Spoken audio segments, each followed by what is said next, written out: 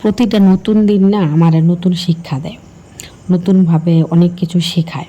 প্রত্যেকটা নতুন দিন আমার এটা শিক্ষা দেয় যে অন্ধকার যতই কঠিন হোক, আপনি যদি চান তাহলে আলোর দিকে যাইতে পারবেন। চেষ্টা থামার লাগবো, চাইলেই আলোর দিকে যাওয়া যায় না। অনেক অনেক কষ্ট হয়, অনেক কষ্ট হয়, কিন্তু এই কষ্টটা পেরিয়েও যাওয়ার লাগবো। যদি বাইসে থাউন লাগে বালা কইরা, তাহলে অবশ্যই জীবনে আলো খুঁজে বাইর করার লাগবো। ঘর গোছানোর কাজ জানেন তো, একসময় আমি খুব পছন্দ করতাম আমার জিনিস সব গুছায় রাখা, ঘর গোছায় রাখা খুব ভাল লাগতো, গোছানো কাজ আমার। কিন্তু অনেক আর ভাল লাগে না, কেমন একটা এলোমেলো হয়ে গেছে, কোনটায় কী পরে রয়েছে না পরে রয়েছে কিছুই ভাল লাগে না। আর গোলু লাইফে আসানোর পর থেকে আরও তো জিনিস হিউজ অ্যামাউন্ট বাইরে গেছে, অনেক জিনিস হয়ে গেছে। তো জিনিসগুলো সব এদিকে ওদিকে ছড়ায় ছিটায় থাকে।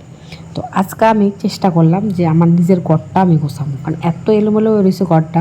বেডশিটটাও নোংরা হয়েছে, ভাবলাম বেডশিটটা আমি চেঞ্জ করে নিজের ঘরটারে গোছানোর চেষ্টা করি, দেখি তো আমি আবার মন বসাইতে পাই কিনা।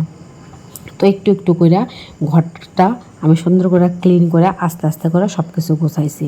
মানে মেন কথা হয়েছে নিজেরে এঙ্গেজ রাখা, নিজে হচ্ছে আপনার মানে সঠিক টাইম সঠিক জায়গায় মূল্যায়ন করা।